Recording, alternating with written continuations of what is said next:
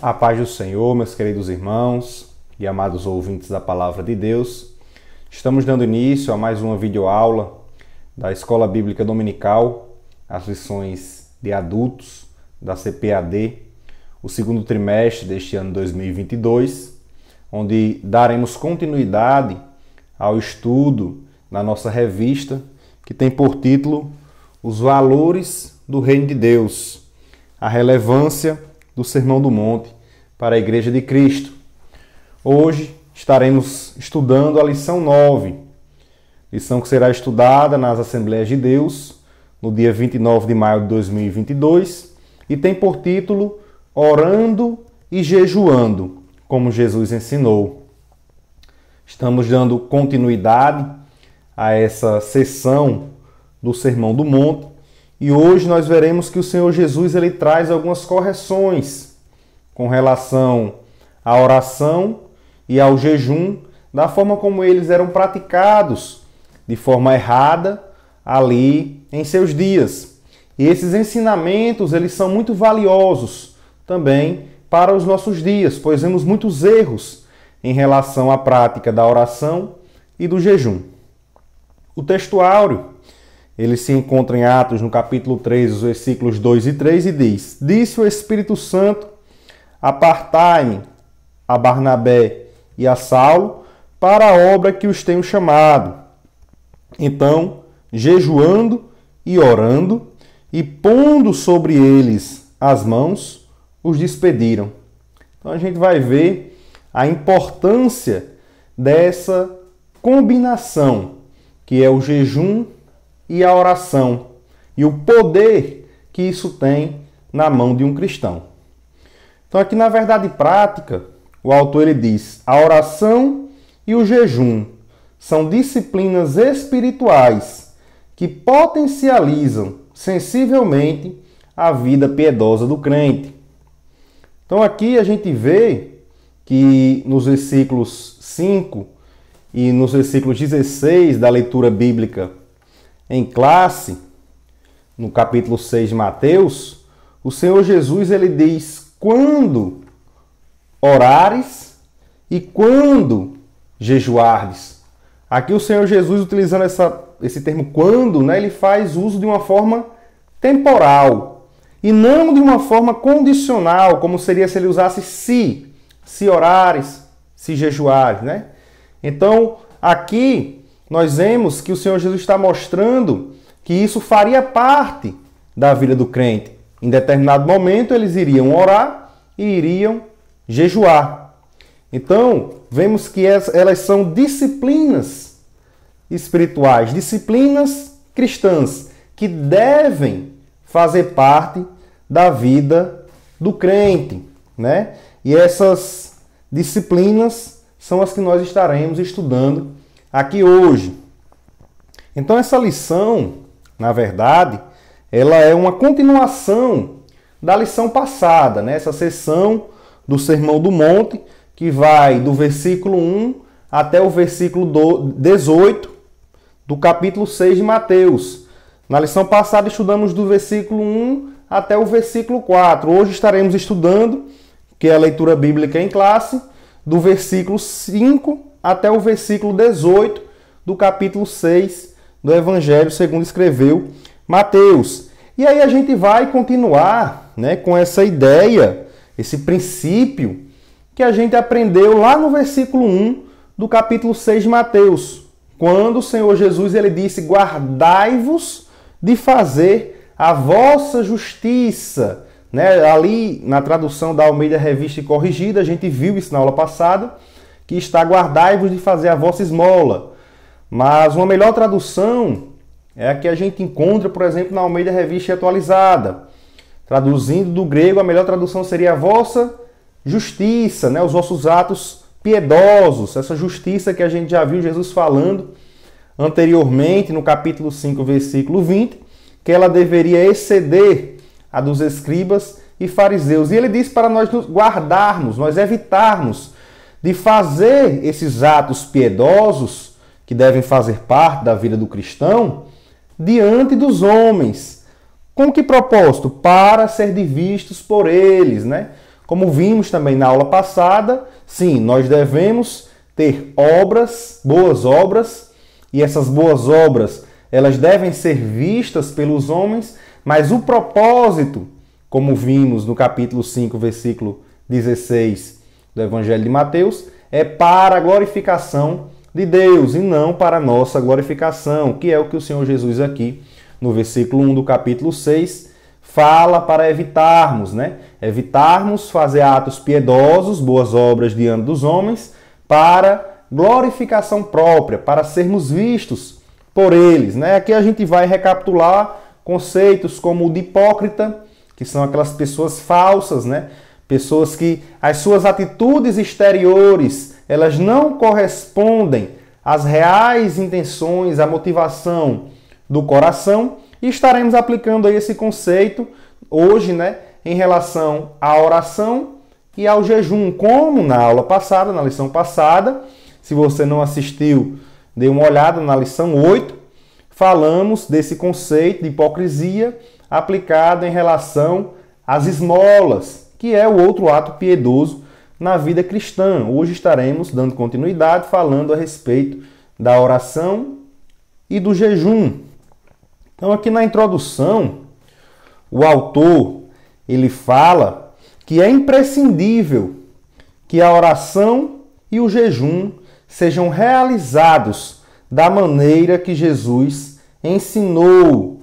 Por isso, o modelo verdadeiro de oração e jejum ensinado pelo Senhor Jesus. Por isso, estudaremos, né, o modelo verdadeiro de oração e jejum ensinado pelo Senhor Jesus no Sermão do Monte. Então, aqui a gente vai ver que o que importa, o que interessa a Deus, na verdade, é a motivação ao orar e jejuar.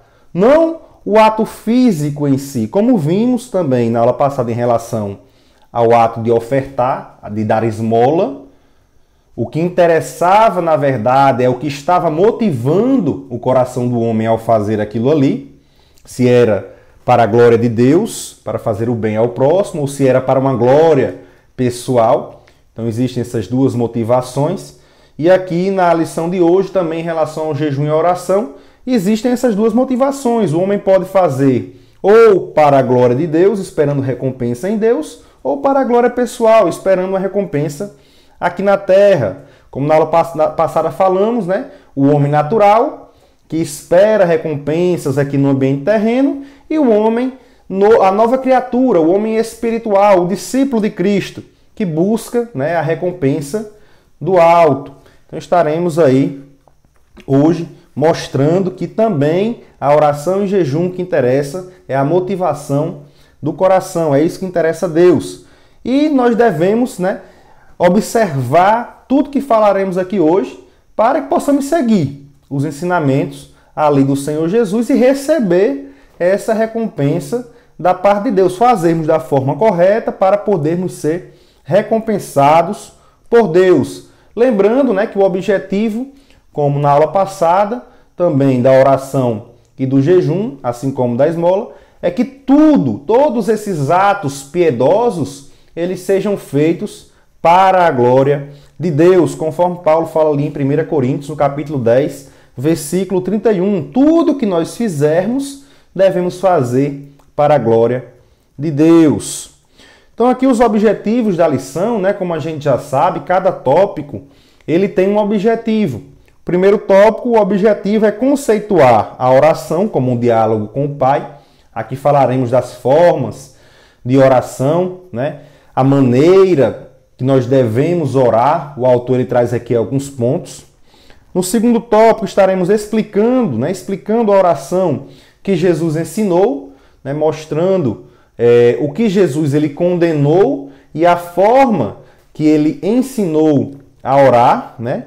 Trazendo aqui todas as diversas formas de oração dentro da oração que ele estava mostrando. E no terceiro tópico, relacionar oração e jejum, né? Falaremos aí também um pouco a respeito dessa combinação da oração e do jejum e como é que o Senhor Jesus disse que deveríamos jejuar, né? Qual a forma correta de jejuar. Então aqui no primeiro tópico, a oração é um diálogo com o Pai. né, aqui na natureza da oração é o ponto 1, né? Aí ele começa dizendo aqui, ele diz que a oração é o diálogo da alma com Deus. Então, quando nós oramos ao Senhor, nós estamos conversando com Ele. E ali nós expomos quem realmente nós somos e todos os nossos sentimentos diante daquele que tudo vê. Quando oramos a Deus, nós não podemos esconder nada. Deus, ele observa qual é a nossa verdadeira motivação, o que é que está em nosso interior. Então, nos despojamos de tudo quando estamos ali em oração diante de Deus. E aqui ele fala, né, que ela aparece na Bíblia Sagrada em diversas formas. E aqui ele traz algumas formas, né, e mostra que o principal objetivo da oração é a glorificação do Pai, como o Senhor Jesus falou em Mateus, no capítulo 6, aqui, na leitura bíblica, no versículo 9, né? Ele já começa glorificando, adorando ao Pai. E esse é o principal objetivo da oração, é a glorificação de Deus. E aqui as formas que o autor traz, né? Os teólogos costumam dividir aí as formas, diversas formas de oração, e o autor aqui ele traz algumas formas. Aqui ele traz primeiro a oração como um ato de confissão. E ele traz aqui uma referência, por exemplo, em Neemias, no capítulo 1, versículo 6, quando Neemias estava ali orando pelo povo, né? Também uma forma até de intercessão, como a gente vai ver que também é outra forma de oração, outro ato, né? Uma forma de oração. Então aqui a confissão pelos pecados, né? Seus e do povo, né? Uma oração de arrependimento. Então a forma de oração é como ato de confissão, em arrependimento pelos seus pecados. Outra forma de oração que o autor ele traz aqui é como adoração. Aqui ele traz uma referência em Apocalipse capítulo 4, versículo 11, onde ali estavam os 24 anciãos, estarão os 24 anciãos, e eles adorarão ali ao Senhor, né? Então, também a oração como forma de adoração. Também como ato de comunhão, né? Ali em Gênesis, no capítulo 3, versículo 8, nós vemos que Deus ele descia até o jardim para conversar com o homem. Então, quando Deus criou o homem, ele já tinha esse objetivo de ter comunhão com ele. E ele descia até ali o jardim para conversar com o homem, para ter um relacionamento, uma comunhão com o homem que ele criou, com a sua criação. Vemos também aqui que o autor ele fala da oração como um ato de gratidão, em ações de graças. Traz aqui o exemplo de Miriam, né, quando ali em Êxodo 15, 20 e 21, quando eles conseguiram escapar das mãos do faraó e do seu exército, né? Então ali Miriam e as mulheres fizeram esse louvor de gratidão, nessa oração de gratidão a Deus pelo que ele havia feito. O apóstolo Paulo também em 1 Tessalonicenses, no capítulo 5 e o versículo 18, ele diz que nós em tudo devemos dar graças, né? Essa é a vontade de Deus para conosco, que nós em tudo devemos dar graças. E essas formas de oração, né, esses atos de oração, eles estão voltados para a glorificação de Deus. Mas existem também outros tipos de oração, outras formas de oração que estão voltadas para nós e para o nosso próximo, como o ato aí de súplica, que o autor também fala a respeito daqui, que é a petição. Ela é em nosso favor. Ele traz aqui como exemplo o da mulher cirofenícia, ali em Mateus, no capítulo 15, dos versículos 21 ao 28, quando ela estava ali suplicando ao Senhor Jesus, pedindo em favor da sua filha que estava endemoniada. E ali, pela sua fé, pela sua perseverança, o Senhor Jesus, ele foi e atendeu ali ao pedido daquela mulher. Então existe aquela oração que fazemos em nosso favor, pedindo em nosso favor. E aqui também nós vemos, o autor também fala a respeito do ato de intercessão, né? A oração, né, nessa forma, como ato de intercessão, que é quando nós pedimos em favor do nosso próximo. Aqui ele traz como exemplo 1 Timóteo, capítulo 2, os versículos 1 e 2. O irmão já anota aí essa referência também de 1 Timóteo, no capítulo 2, os versículos 1 e 2, onde Paulo ele pede para orar pelas autoridades superiores. Diz assim: admoesto-te, pois, antes de tudo, que se façam deprecações, orações, intercessões e ações de graças por todos os homens, pelos reis e por todos que estão em eminência, para que tenhamos uma vida quieta e sossegada, em toda piedade e honestidade. Então, existe também essa forma de oração, a oração intercessória, em que oramos pelos outros, pelo nosso próximo. Lembrando, meus irmãos, aqui, né, que toda a oração, como a gente falou aqui, ela deve ser voltada para Deus, né? Senão, nós não iremos receber aquilo que nós pedimos. Tiago, ele fala, no capítulo 4 e no versículo 3 da sua epístola, que nós pedimos e não recebemos. Mas por quê? Porque pedimos mal, pedimos para gastar nos nossos próprios deleites. Então não podemos esquecer que o objetivo principal das nossas orações é que Deus seja glorificado. Esse é o objetivo inicial e principal quando nós oramos. Nunca colocando o nosso eu em primeiro lugar. Mas o próprio Tiago, né, ele fala que se nós pedirmos de acordo com a vontade dele e com fé, nós seremos atendidos. Tiago, capítulo 1, versículo 5 ao 7. Diz o seguinte: e se algum de vós tem falta de sabedoria, peça a Deus, que a todos dá liberalmente e não lança em rosto, e ser-lhe-á dada. Peça, porém, com fé, não duvidando, porque o que duvida é semelhante à onda do mar, que é levada pelo vento e lançada de uma para outra parte. Não pense tal homem que receberá do Senhor alguma coisa. Então devemos pedir a Deus e pedir com fé. Se pedirmos segundo a vontade dele e pedirmos com fé, seremos atendidos, mas tem que pedir com fé, né? Como o autor aos Hebreus também fala em Hebreus 11, versículo 6.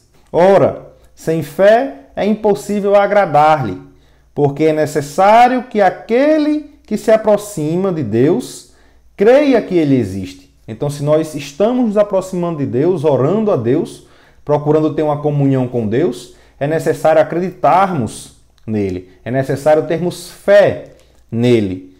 E que é galardoador, ou seja, que ele dá a recompensa, ele vai dar aquilo que nós estamos pedindo dos que o buscam, né?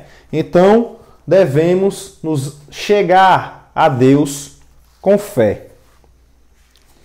Aqui no ponto 2 do tópico 1, o autor ele faz a seguinte pergunta: como os homens de Deus viam a oração?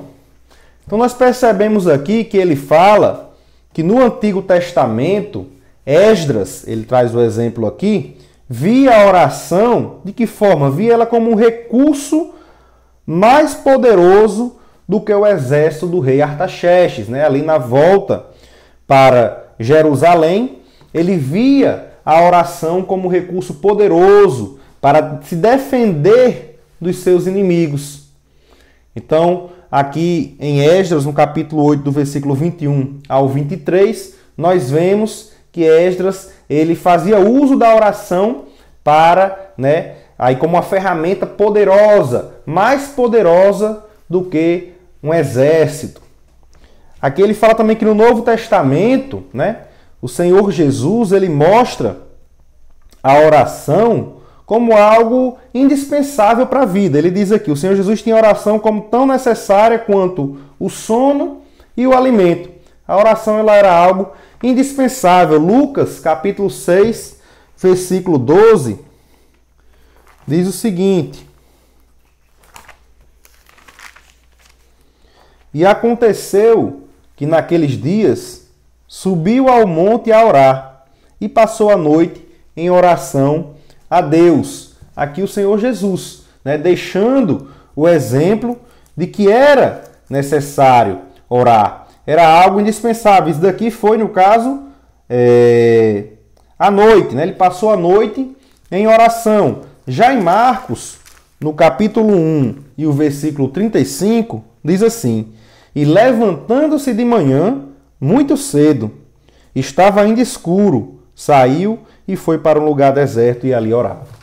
Então não tinha hora para Jesus orar. Ele orava o tempo todo, à noite, pela manhã. Então ele já nos deixou aí esse exemplo. E além disso, o Senhor Jesus ainda ensinou como orar. Lucas capítulo 11 e o versículo 1, os discípulos eram assim, ó. E aconteceu que, estando ele a orar, num certo lugar, quando acabou, lhe disse um dos seus discípulos: Senhor, ensina-nos a orar, como também João ensinou aos seus discípulos. E ali o Senhor foi e ensinou aos seus discípulos a orar.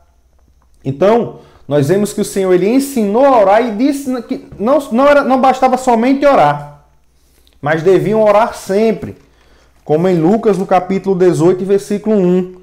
E contou-lhes também uma parábola sobre o dever de orar sempre e nunca desfalecer. Então ali o Senhor Jesus mostrou que era preciso orar, era algo indispensável, tanto como o alimento, como o oxigênio.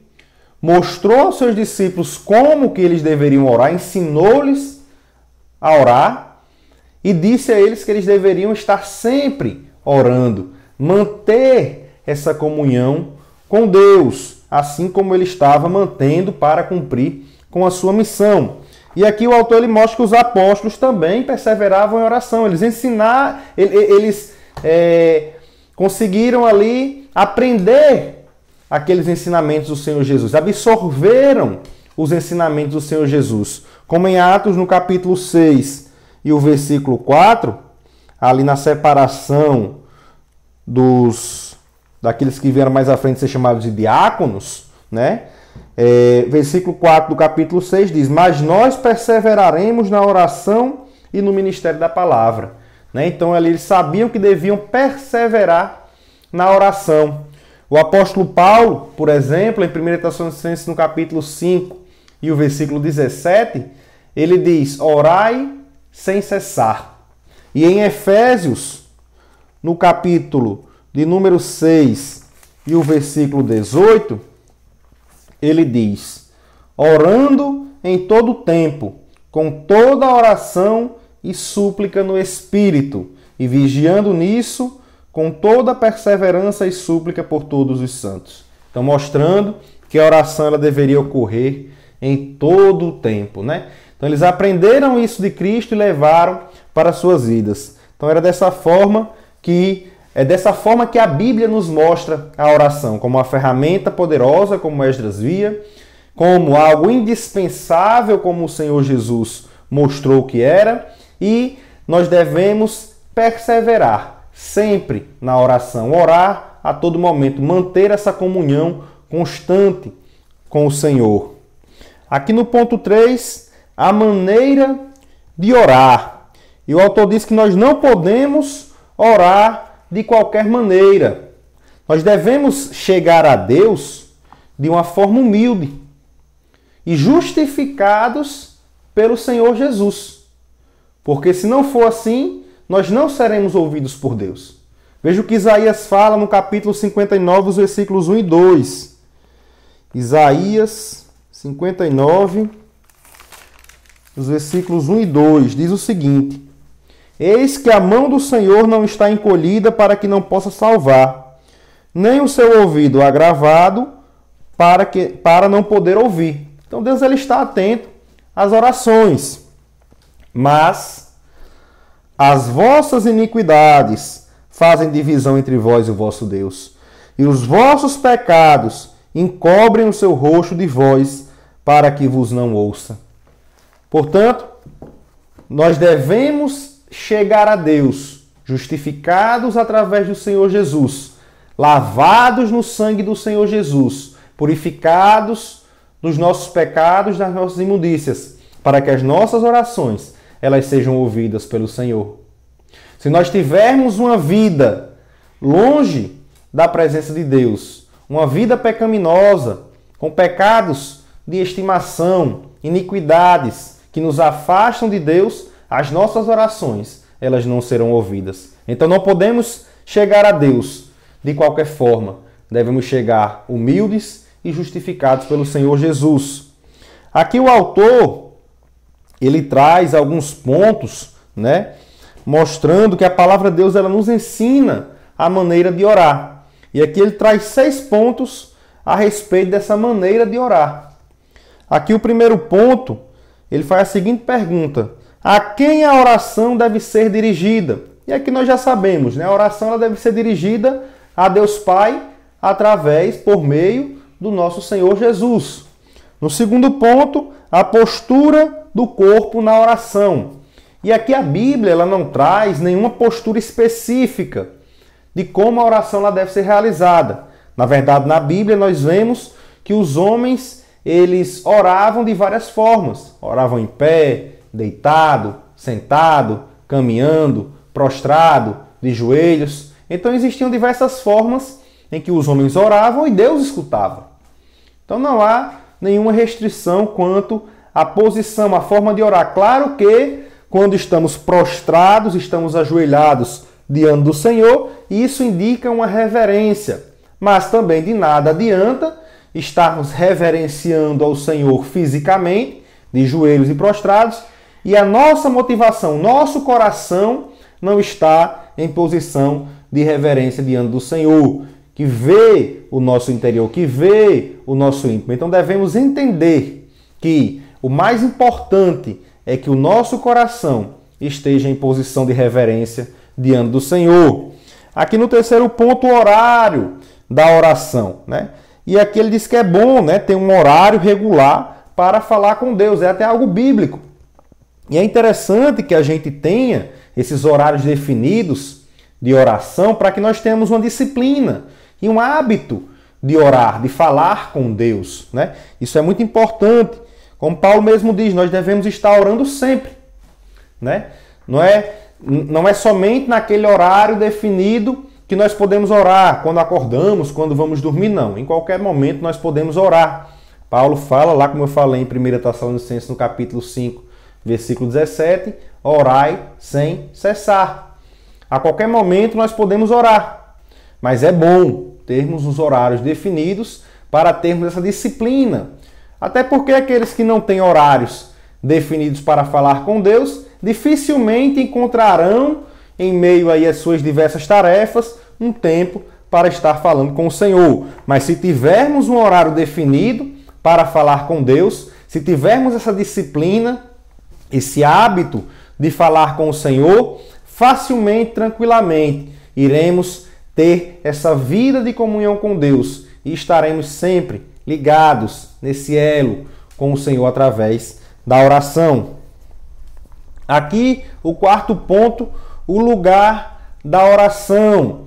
E que ele mostra, né, que nós podemos orar em qualquer lugar. Né? O apóstolo Paulo fala ali em 1 Timóteo, no capítulo 2 e no versículo 8, ele diz o seguinte. 1 Timóteo, capítulo 2 e versículo 8. Quero, pois, que os homens orem em todo lugar, levantando mãos santas, sem ira nem contenda. Então, nós podemos orar em todo lugar. Claro que não fugindo do ensinamento do Senhor Jesus, né? Não buscando estar orando aí para aparecer para as pessoas em busca de glória pessoal, né? Em busca de mostrar para as pessoas uma espiritualidade, né? Aqui o objetivo é orar, né? Sem hipocrisia, sem falsidade, com sinceridade. Mas vemos aqui que o Senhor Jesus ele falou em Mateus, no capítulo 6 e no versículo 6, a respeito, né, dessa oração secreta. E aqui a ideia trazida pelo Senhor Jesus, a gente vai ver mais à frente, está relacionada à motivação do coração. E a ideia trazida aqui é de intimidade com Deus. Então, nós podemos orar na igreja? Sim, podemos. Podemos ir à casa de um irmão e fazer uma oração? Podemos. Orar no monte? Também. Mas o importante é termos esse momento a sós com Deus. É termos esse momento de intimidade. Tem momentos em que Deus ele quer falar com você. Ele quer falar com você a sós. Então, entre no seu quarto, tranque a porta e tenha esse momento de intimidade, de comunhão ali com Deus. Isso nos fortalece como cristãos. Aqui no quinto ponto, o autor fala a respeito do decoro, né, na oração. E aqui ele fala a respeito da sinceridade, decência, reverência. É importante a gente falar disso daqui, porque às vezes muitas pessoas elas têm uma certa reverência diante de autoridades terrenas e não tem essa reverência diante de Deus. Muito maior deve ser a nossa decência, a nossa reverência diante do Todo-Poderoso. Então, se nós sabemos nos portar diante das pessoas aqui na terra, devemos saber nos portar com decência, com sinceridade, com ordem, né, diante do Todo-Poderoso. E aqui o último ponto, o sexto ponto, o estado do coração na oração. Então aqui o autor ele fala que nós devemos ter um coração transformado. Como eu falei no início, nós devemos nos chegar a Deus humildes e justificados pelo Senhor Jesus. Transformados, uma nova criatura. Como ele fala em João, no capítulo 15 e o versículo 7, o Senhor Jesus diz o seguinte. João capítulo 15, versículo 7.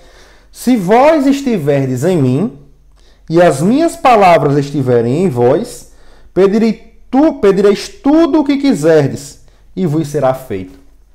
Então, se nós estivermos nele, né, aí nós temos que ter uma mente transformada, temos que ser verdadeiramente, sinceramente, discípulos do Senhor Jesus. E tudo aquilo que nós pedirmos, iremos, claro, pedir segundo a vontade de Deus, e nos será feito.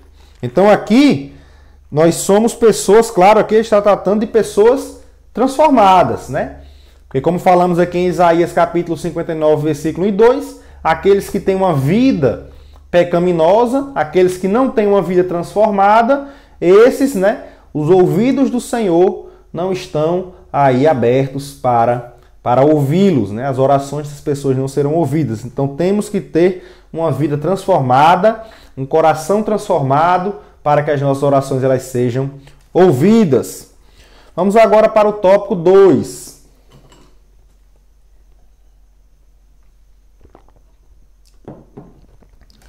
Então aqui no tópico 2, meus irmãos, a oração que Jesus ensinou. E como a gente falou no início, o Senhor Jesus ele combateu, né, as formas erradas de orar e jejuar que havia ali na sua época. E aqui, como nós podemos ver nos versículos 5 e no versículo 7, o Senhor Jesus ele combate duas formas erradas que havia em relação à oração. A primeira eram aquelas orações exibicionistas, né? Aquelas orações que eram utilizadas para aparecer para os outros homens, que é a que vemos no versículo 5, em que o Senhor Jesus ele diz que não sejas como os hipócritas, né? Que fazem isso daí, né? Que oram em pé nas sinagogas e as esquinas das ruas para serem vistos pelos homens, né? Ou seja, para se exibirem ali, para ostentarem uma espiritualidade que eles achavam que tinham. E também o Senhor Jesus combate no versículo 7 as vãs repetições, né? Aquelas orações mecanizadas, sem sentido. Então, de um lado ele combate a motivação, né, na hora de orar, o ambiente, né, ali. Nós veremos aqui que isso não está relacionado tão somente ao ambiente, mas principalmente à motivação na hora em que eu estou orando, né, o que eu estou buscando com isso na hora de orar, e combate também o modo da oração. E nós veremos que ele combate e mostra a solução, né? E ali, quando ele combate o modo de oração, ele mostra como que deve ser a nossa oração. Nós iremos também analisar aqui no tópico 2. Então o que a gente deve entender, irmãos, é que nós vamos aprender isso daqui e devemos colocar em prática. Até porque, como a gente falou no início da aula, o Senhor Jesus ele diz quando orares, ele não diz se orares. Então devemos ter uma vida de oração. O que estamos aprendendo aqui hoje, devemos colocar em prática em nossa vida. Então, o primeiro ponto, ele diz, Jesus não condenou a oração em público, né? O que a gente vê aqui, na verdade, né, é que o que Jesus estava condenando aqui no versículo 5, né, quando ele fala para não agir dessa forma, na verdade ele estava condenando a motivação do homem, né? Aquelas pessoas ali que estavam agindo daquela forma, que naquele caso ele estava combatendo principalmente os escribas e os fariseus, eles estavam em busca de glória dos homens, estavam em busca de aplausos dos homens, que os homens aplaudissem a sua espiritualidade, porque eles estavam orando. Aqui o autor ele traz o exemplo, né, que está ali em Lucas capítulo 18, dos versículos 9 ao 14, que é a parábola do fariseu e do publicano, onde o fariseu chegou ali para orar e usou a sua oração em busca de ser glorificado pelos seus atos, por aquilo que ele fazia. E ali orando foi dizendo tudo o que ele fazia, que jejuava, que dava o dízimo, diferentemente do publicano que estava orando ali do seu lado. Já o publicano chegou de forma humilde, reconheceu a sua condição de pecador diante do Senhor, o seu erro, e ali pediu misericórdia a Deus. Então, daquela oração, o publicano saiu justificado, teve o seu pedido atendido, e o fariseu não. Então aqui nós vemos que o Senhor Jesus está combatendo é a motivação da oração. Ali, o fariseu buscava a glória pessoal e o publicano buscava a misericórdia da parte de Deus. E somente o publicano desceu dali justificado pelo Senhor. Então nós devemos chegar a Deus com humildade. Tiago fala no capítulo 4 e no versículo 6 da sua epístola, ele diz assim: antes da maior graça. Portanto diz, Deus resiste aos soberbos. Então Deus resiste àquelas pessoas orgulhosas, no caso aqui o fariseu, que estava se orgulhando, massageando o seu ego em relação ao publicano. Dá, porém, graça aos humildes. Então devemos nos chegar a Deus em oração com humildade. A motivação em nosso coração, ela nunca pode ser de buscarmos glória pessoal através das nossas orações. Como falamos aqui no início, a principal motivação, a primeira motivação é a glória de Deus. Então aqui no ponto 2, Jesus quer que sejamos discretos, né? Então aqui em Mateus, nos versículos 5 e 6 do capítulo de número 6, onde ele diz, né, depois que ele fala a respeito da questão de não fazer como os hipócritas, né, e ele diz, em verdade vos digo que já receberam o seu galardão, aí ele dá a solução, ele diz, mas tu quando orares, entra no teu aposento e fechando a tua porta, ora a teu pai que vê o que está oculto, e teu pai que vê o que está oculto te recompensará. Aqui o Senhor Jesus ele estava se referindo, na verdade, à motivação do coração. Como a gente já falou, o que Deus pesa é a motivação do coração. O que a pessoa está pensando quando está fazendo, está tomando aquela atitude, né? E aqui nós podemos ver que essa atitude de entrar no quarto e fechar a porta, ela mostra que nós estamos ali naquele momento impedindo qualquer aplauso humano. Então ali, quando eu vou para o meu quarto e fecho a porta, não vai ter ninguém me observando. Naquele momento ali, eu não estarei buscando a glória pessoal, os aplausos de outras pessoas, mostrar a outras pessoas a minha espiritualidade. O meu único objetivo ali será buscar verdadeiramente e sinceramente a Deus. Então o Senhor Jesus ele nos ensina isso, que devemos buscar ao Senhor de forma humilde e de forma sincera. E só assim, como ele fala, ele diz, o teu Pai que vê o que está oculto te recompensará. Então se nós buscarmos a Deus de forma verdadeira, sem querer aplausos de outras pessoas, sempre focando na glória para Deus, nós seremos recompensados por Ele. As nossas orações, elas serão ouvidas. E aqui no ponto 3 do tópico 2, não useis de vãs repetições nas orações. Aqui o autor ele traz alguns pontos importantes, né? Esses versículos, quem fala das vãs repetições, são os versículos 7 e 8 do capítulo 6 de Mateus, onde ele diz, e orando, não useis de vãs repetições, como os gentios, que pensam que por muito falarem, serão ouvidos. Não vos assemelheis, pois a eles, porque vosso Pai sabe o que vos é necessário antes de vós lhe pedirdes. Então aqui nós vemos que o Senhor Jesus estava mostrando e combatendo, na verdade, nesses versículos aqui, aquelas orações mecanizadas, aquelas orações sem sentido.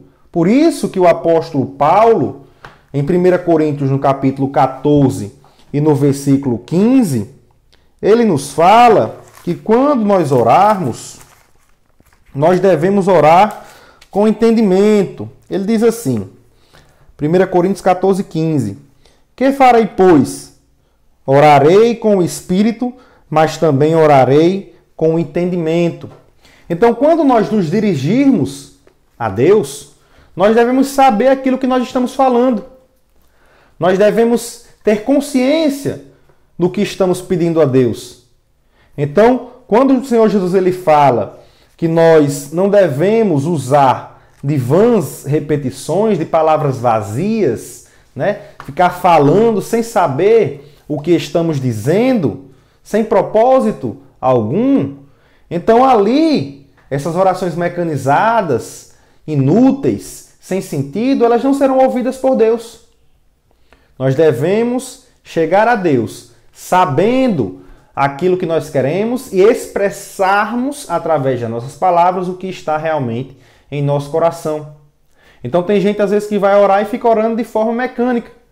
E até às vezes fala até alguma besteira quando está orando, porque não sabe o que está dizendo.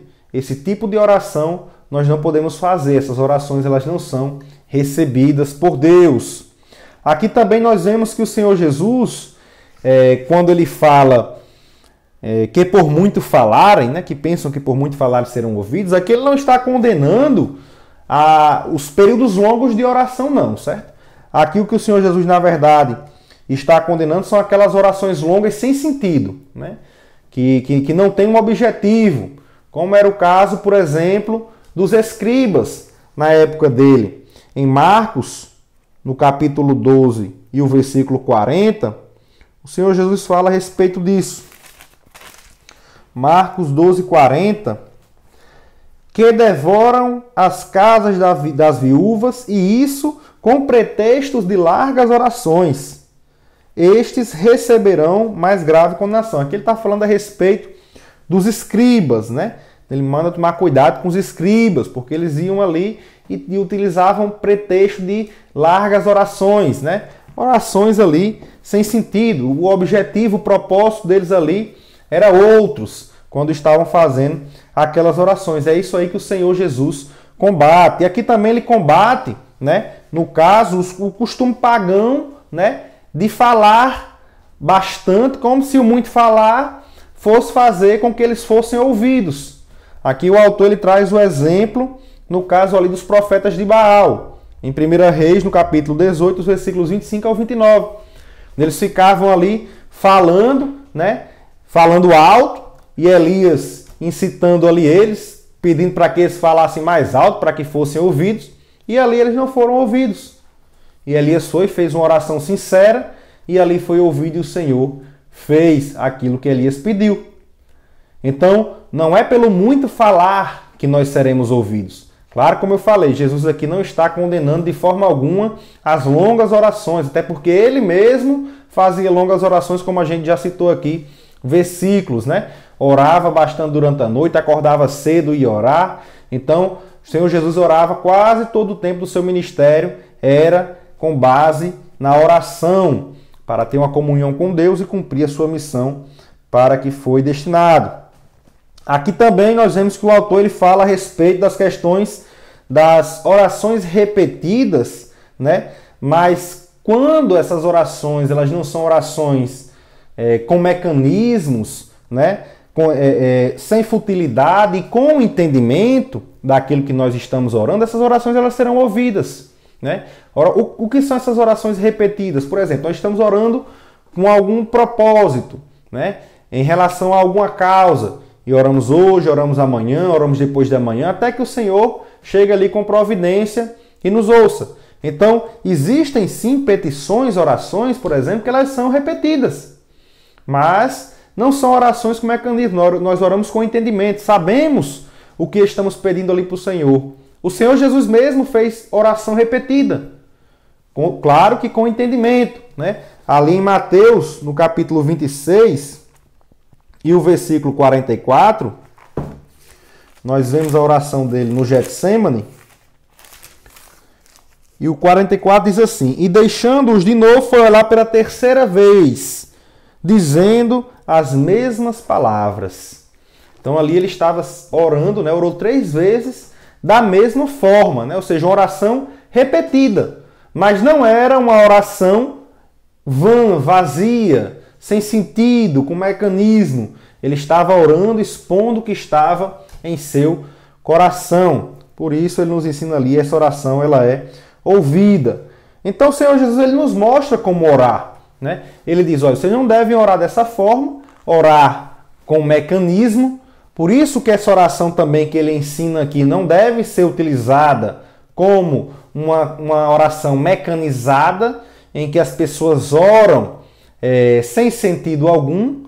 Aqui ele mostra essa oração e nós vamos avaliar ela, analisar o que ele está falando nessa oração, para termos entendimento de como devemos orar a Deus. A oração está entre os versículos 9 até o versículo 13, onde ele diz: Portanto, vós orareis assim. E aqui ele faz inicialmente uma adoração, onde ele diz: Pai nosso que estás no céu, santificado seja o teu nome. Ali ele estava adorando a Deus, inicia adorando. Depois ele mostra uma submissão à vontade de Deus, onde ele diz: Seja feita a tua vontade. No versículo 11, um pedido, uma oração como ato de petição. O pão nosso de cada dia dá-nos hoje. No versículo 12, uma oração como ato de confissão. Perdoa-nos as nossas dívidas, assim como nós perdoamos os nossos devedores. Ou seja, reconhecendo que tem erros e necessita do perdão da parte de Deus. Aqui, uma oração como ato de confissão. Como nós vimos, a oração tem diversas formas. Aqui o Senhor Jesus fez uso dessas diversas formas na oração. E é isso que nós devemos fazer também quando estivermos orando. E não nos induzas à tentação, mas livra-nos do mal. Aqui uma oração como ato de súplica. E ele finaliza com uma adoração. Porque teu é o reino e o poder e a glória para sempre. Amém. Então aqui essa foi a oração que o Senhor Jesus ensinou aos seus discípulos, mostrando a forma de orar. Mostrando que eles deveriam orar com todas as formas de oração, adorando a Deus, segundo a vontade dele, glorificando ali o seu nome, pedindo a ele aquilo que eles estavam querendo pedir, suplicando, confessando os seus pecados e adorando novamente ao finalizar a oração. Então aqui Jesus estava mostrando, né, como é que os seus discípulos deveriam orar, né, com as diversas formas de oração, como a gente já viu no tópico 1. Então, meus amados irmãos, o autor finaliza aqui dizendo: quando entregamos tudo nas mãos de Deus, em oração sincera e humilde, ele cuida de nós. 1 Pedro, capítulo 5, versículos 6 e 7. O apóstolo Pedro diz o seguinte: humilhai-vos, pois, debaixo da potente mão de Deus, ou seja, estamos de forma humilde debaixo da mão de Deus, para que a seu tempo vos exalte, lançando sobre ele toda a vossa ansiedade, porque ele tem cuidado de vós. Então, se formos humildes diante do Senhor, ele cuidará de nós. Agora, o tópico 3, oração e jejum. E aqui no ponto 1, o autor, ele fala a respeito, oração e jejum. Uma combinação perfeita, Então aqui, meus amados irmãos, no tópico 1, a gente vê que a oração e o jejum, o autor diz o seguinte: eles são vistos como atos que revelam disciplina, autonegação e humilhação. E o jejum e a oração, como nós já vimos, eles são disciplinas cristãs. Eles devem fazer parte dos hábitos, da vida de um cristão, do dia a dia de um cristão. E na questão da autonegação, mostra que nós alimentamos o nosso espírito em prol da carne, para fortalecer o espírito e a nossa comunhão com Deus. E também na humilhação, mostrando a nossa humildade diante de Deus, como nós já falamos até aqui. Se nós nos humilharmos diante sob a potente mão de Deus, no tempo oportuno, Ele nos exaltará. Então a oração e o jejum, eles fazem com que nós venhamos a agir dessas formas, com disciplina, com autonegação e com humilhação. E esses atos de jejuar e orar, como o autor diz aqui, eles são vistos como uma dependência de Deus, em uma busca pelo seu auxílio ou até mesmo aqui pela sua orientação. Então, quando precisamos de Deus, de alguma forma, a combinação da oração e do jejum, eles são uma ferramenta eficaz para fazer com que nós alcancemos da parte de Deus aquilo que nós precisamos, seja algo especial, pedido, uma petição na parte de Deus, ou uma orientação em relação a algo. Então, o jejum e a oração, eles juntos, eles formam uma ferramenta poderosa para nós utilizarmos nas batalhas espirituais pelas quais passamos. E aqui no ponto 2, o aspecto bíblico sobre o jejum. Aqui o autor ele fala que 3 eventos caracterizam a necessidade do jejum. E aqui o primeiro é humilhar-se, o ato de humilhar-se na confissão de pecados. Ele traz o exemplo aqui em Jonas, no capítulo 3, o versículo 5, onde as pessoas de Nínive, ao saberem ali que o Senhor ia destruir a cidade por causa dos pecados, eles se humilharam diante do Senhor, através de um jejum, apregoaram ali um jejum, para toda a cidade, para que todos ali jejuassem e mostrassem a Deus o seu arrependimento, confissão dos seus pecados. Também existe o jejum como ato de lamentação, como por algum mal sofrido, por exemplo, como ele traz aqui, Neemias capítulo 1, versículo 4, quando ele fez ali um jejum pelo povo de Deus, pelo pecado que o povo tinha cometido.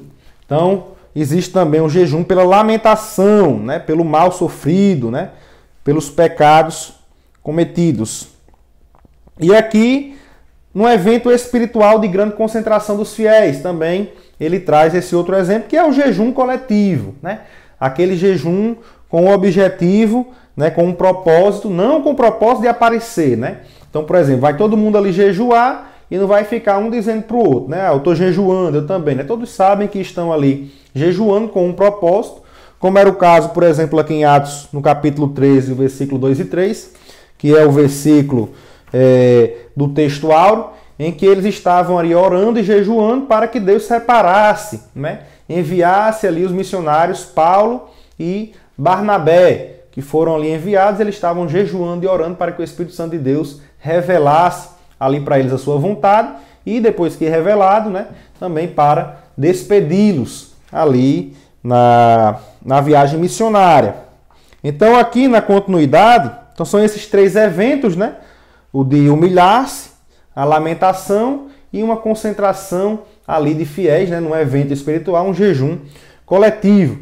Aqui na continuação, também desse ponto 2, o autor ele deixa claro, né? Ele mostra aqui que o Senhor Jesus não estabeleceu dias fixos sobre o jejum.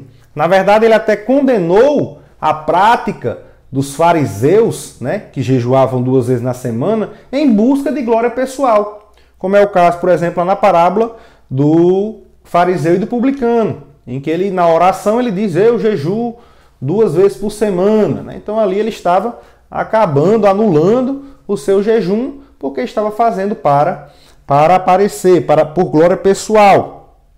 Então aqui ele diz que o jejum ele deve ser, né? Ele jejuou de forma espontânea, né? Mostrando aqui que o jejum, o que pesa nele é a motivação. E a motivação de Jesus aqui, ó, tendo como objetivo principal estar mais preparado e sensível à missão, né? A missão para a qual for enviado pelo Pai. Então aqui o que pesa na hora de jejuar não é quantos dias eu vou jejuar, mas sim qual a motivação para aquilo ali. Jesus, ele jejuou muitas vezes, fez um jejum de 40 dias e 40 noites. Aqui ele cita Mateus capítulo 4, versículo 2. Mas porque ele tinha uma motivação, tinha um propósito para fazer aquilo. Não para aparecer aos homens, não para dizer que jejuou muito tempo. Aquilo ali era de acordo com o propósito. Então nós devemos entender que a nossa motivação, ela deve ser de estar mais próximo de Deus. Deve ser, né, de alcançar algo da parte de Deus. Então é isso que nós devemos buscar, né, quando formos jejuar. Aqui no ponto 3, o ensino de Jesus sobre o jejum. Então nós vemos isso nos versículos 16 ao 18, quando o Senhor Jesus diz, e quando jejuardes, não vos mostreis contristados como os hipócritas, porque desfiguram o rosto, para que aos homens pareçam que jejuam. Então ali eles estavam buscando uma glória pessoal. Então quando nós formos jejuar, nós devemos saber que o jejum ele é voluntário, não pode ser forçado, e ele é um jejum que não deve buscar a glória pessoal, não devemos buscar a glória pessoal. E aqui no versículo 17 ele diz, porém tu quando jejuares, unge a tua a cabeça e lava o rosto. Então o jejum ele deve ser, além de voluntário e que não busca a glória pessoal, discreto. Aqui ele fala de discrição, para que as pessoas não vejam que você está jejuando. E se fizer assim, no versículo 18 ele diz, para não pareceres aos homens que jejuam, mas sim a teu Pai que está oculto, e teu Pai que vê o que está oculto, te recompensará. Se fizermos assim, seremos recompensados pelo Senhor. Essa é a maneira certa de jejuar, ensinada pelo Senhor Jesus ali no Sermão do Monte. E aqui na conclusão, o autor ele diz que pela prática de ambos, da oração e do jejum, o crente estará mais sensível ao Espírito Santo, de modo que sua realização traz constantes benefícios para a nossa vida espiritual.